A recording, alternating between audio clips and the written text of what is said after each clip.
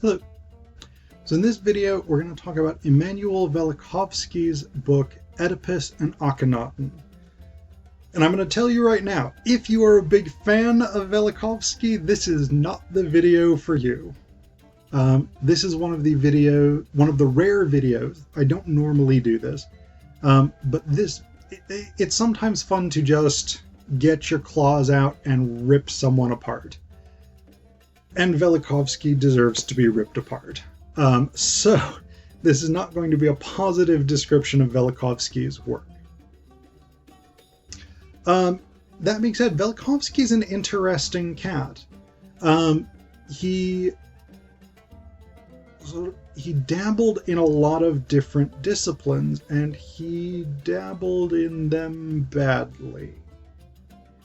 Including, in this case, comparing history and mythology. Velikovsky is, or was, since he's no longer with us, Velikovsky was what was known as a catastrophist. And one of the things that's really interesting about him, he often had these ideas that the broad outlines of them were later found to be correct, but almost all of the details were wrong. So, for instance, Velikovsky had this idea that comets and celestial bodies could cause natural disasters on Earth. We now know that's true. The dinosaurs were almost certainly wiped out by a comet hitting the planet. But almost every detail of the arguments that Velikovsky made about the movements of planetary bodies and of comets and things like this is wrong.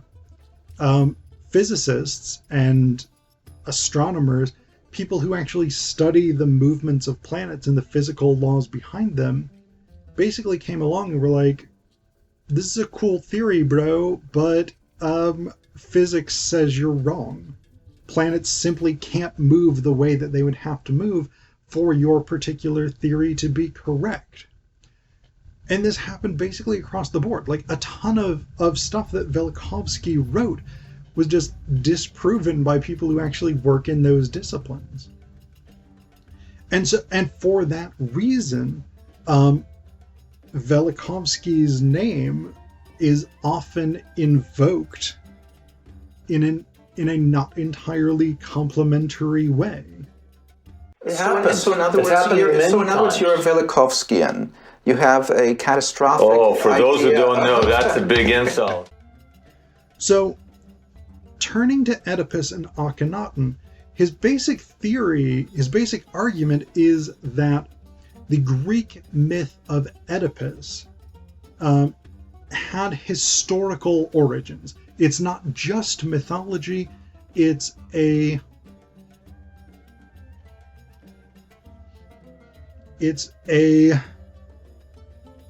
modified, reshaped version of historical events. Specifically, historical events surrounding the reign of Pharaoh Akhenaton of Egypt, of the 18th dynasty.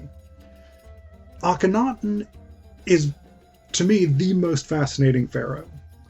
He is known as the heretic pharaoh, or the criminal of Akhenaton. Akhenaton was the city that Akhenaton founded, the new capital city he founded for Egypt. Because Akhenaton, in about the 4th year of his reign, basically decided he was going to revolutionize Egypt. He was going to change the religion. He was going to change the art, the aesthetics. He was going to change the culture. And so the big reform, the big revolution of Akhenaton is the shift from polytheism, the Egyptian pantheon, to monotheism. Akhenaton essentially declared that the only real god was Aten, which was the sun disk. And he built an entire new city, Akhenaton, to be the capital to glorify Aten. because it was built in a place where no other god had ever been worshipped in Egyptian history. So, like, this was completely new, and it overturned almost everything in Egyptian life, which, of course, a lot of people were not happy with. Which is why they call him the heretic king or the criminal of Akhenaton. So Velikovsky goes through and he traces a whole bunch of links between the various versions of the myth of Oedipus, including his father Laius, his mother Jocasta, and his children, and the history of Akhenaton, including his father, mother, uncles, and his children. So he goes through, he finds a massive number of links of things that are very similar. The problem is, it's all fucking bullshit. Like, he's totally wrong about a lot of the arguments that he makes. And there's two basic categories of wrongness that Velikovsky falls into. One is where he's factually incorrect, even misrepresenting the work of others to substantiate his nonsense. And the second is where he imagines something and then takes it as fact. So I'm going to pull a couple of examples of this here. So the first one is an example of Velikovsky being factually wrong.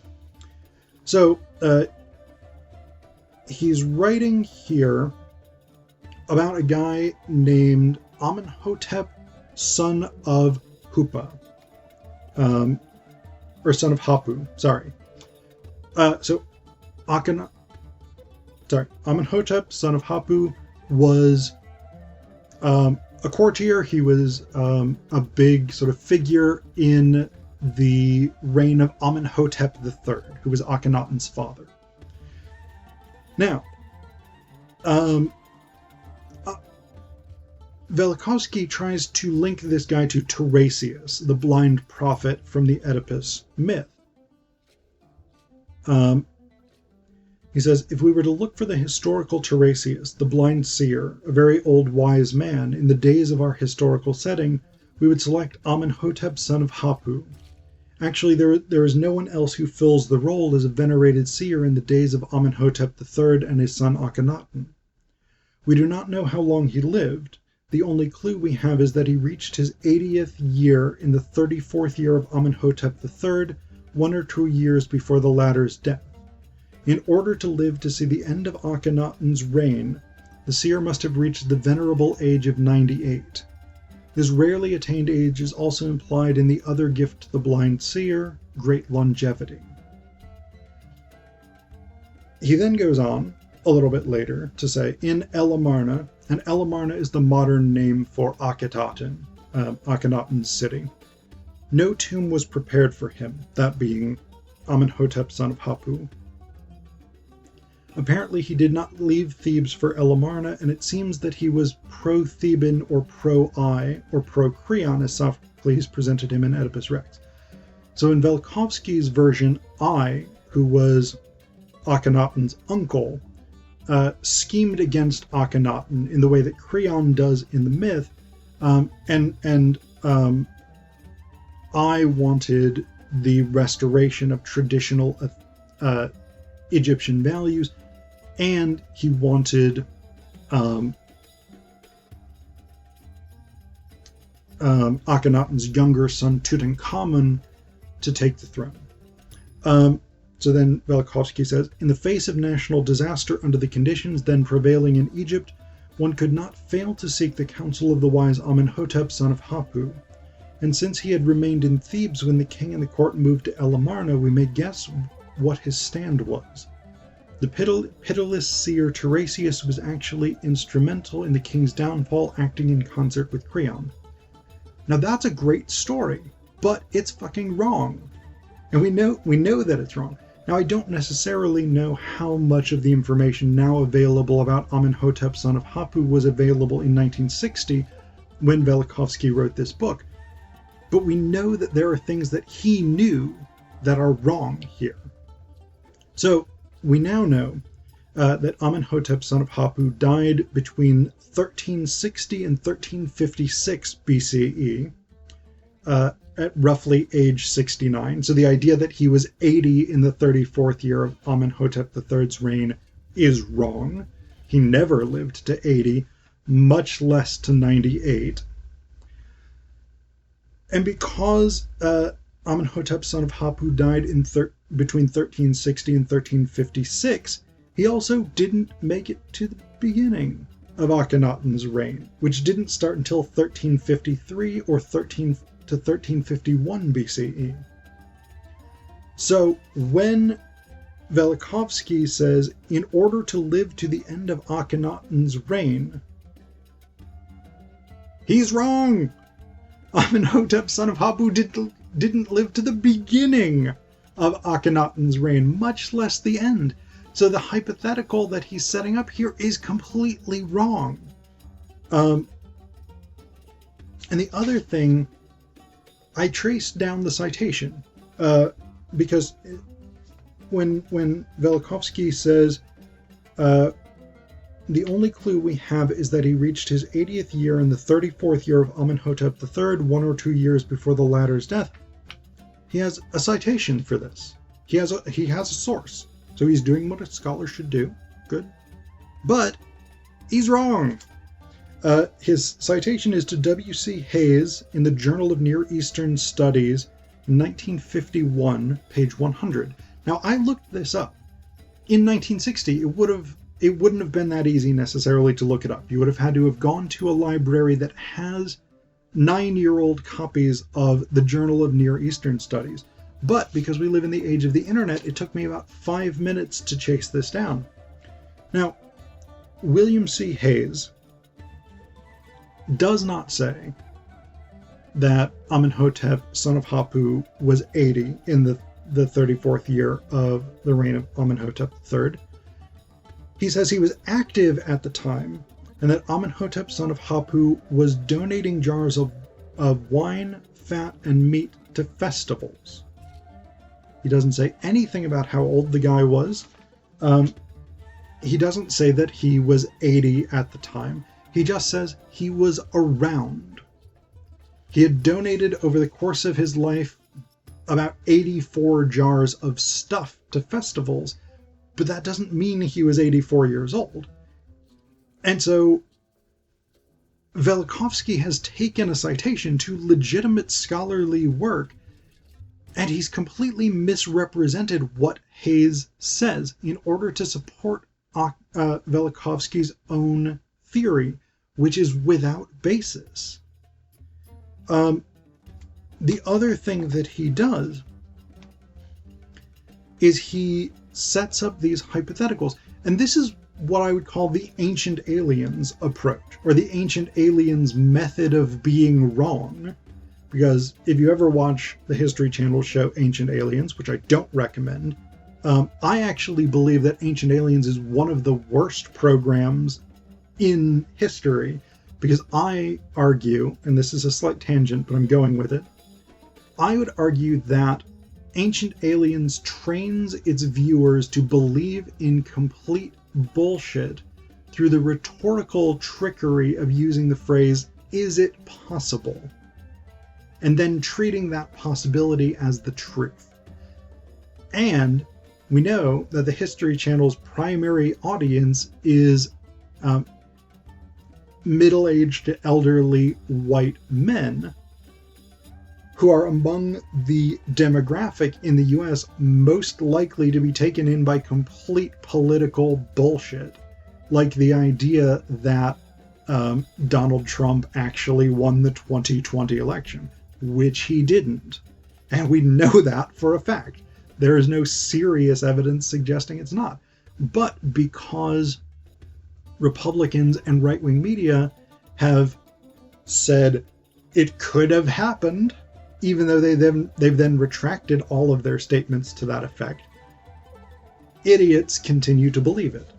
In the same way that idiots continue to believe that it's possible that ancient aliens did all this fucking shit that they didn't do, that human beings did, because human beings are brilliant fucking creatures who can build shit without the need for aliens. That's what Velikovsky does. Sorry, rant over. I'm still going to critique Velikovsky, but I'm going to be slightly less ranty about it. So, the thing that Velikovsky does, that's rhetorical trickery and bad argumentation, is he presents something as a hypothetical and then treats it as historical fact. So, for instance, in the chapter A Stranger on the Throne, Velikovsky presents the idea that Akhenaton was not central to court life prior to becoming pharaoh. So that's fine. That could be the case. The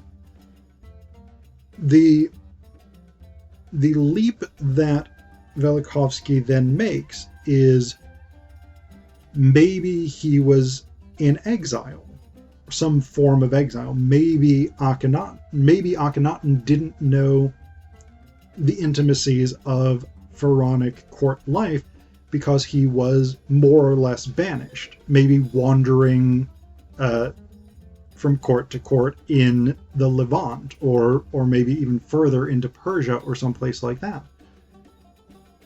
No historical evidence for that. Then Velikovsky goes a step further with it, and he says maybe the reason that Akhenaton was banished from the court is because there was a prophecy given to Amenhotep III warning him about Akhenaton. Again, no historical basis for that.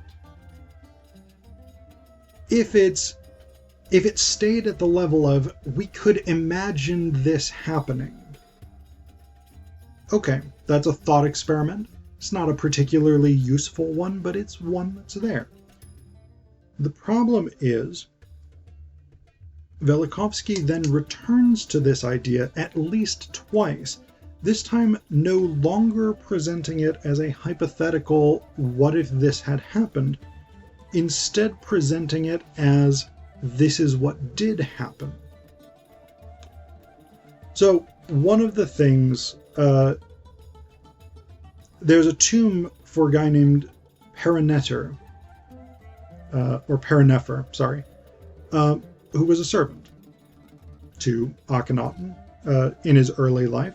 It's not real clear what he did, but he had a tomb disproportionate to that of a servant. And according to the inscriptions in the tomb, it was because he did Akhenaton good service as a child. And so Velikovsky writes, was not the simple servant with clean hands who received high honors from the king for a service performed when the king was an infant, the very man of whom the legend also preserved memory. So in this case, Velikovsky is setting up Perennefer as the historical prototype for the servant who takes Oedipus and rather than exposing the child, gives him to Corinthian shepherds who then take him to be raised in Corinth. There's no evidence that Perennefer did that. There's no evidence that Akhenaton was abandoned or exiled from the court or anything like that. There's no foundation to this. It's simply that Velikovsky needs that to be the case to make his argument. He then later comes back to this again when he's talking about the relationship between Amenhotep III and the Mitanni.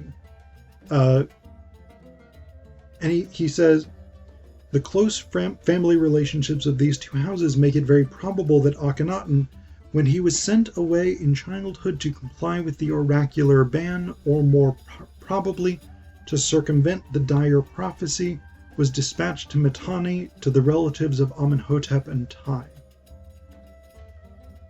There is no evidence for that prophecy. It's literally something that Velikovsky made up, and then he's now coming back and saying, there was this prophecy, and Amenhotep III sent his son away. No evidence for that. What we now know, and I don't know whether this was known to Egyptologists in 1960, what we now know is that Akhenaton probably lived in another royal palace. Because like, say, Britain's royal family, the pharaohs had more than one palace. Akhenaton probably was raised in a secondary palace, not in the capital, and he may even have become a priest during his early years. So Velikovsky's just wrong. And the interesting thing, especially since people believed Velikovsky, is that he often admits that he's just making stuff up. Like, in the chapter A Tomb Pit in the Rock, where he imagines a historical Antigone for which there is absolutely no evidence whatsoever. He says that this place may have been the death chamber of the historical Antigone is no more than sheer surmise. He literally says in this book, I am making stuff up. I'm just imagining it to try and support my theory. There's no historical evidence for any of the shit that I'm saying, but I want to publish a book arguing that the reign of Akhenaton is the historical basis for the Oedipus legend, and so I need to make stuff up and imagine things out of whole cloth in order to sustain that argument. It's incredibly irresponsible scholarship. But that's Velikovsky for you.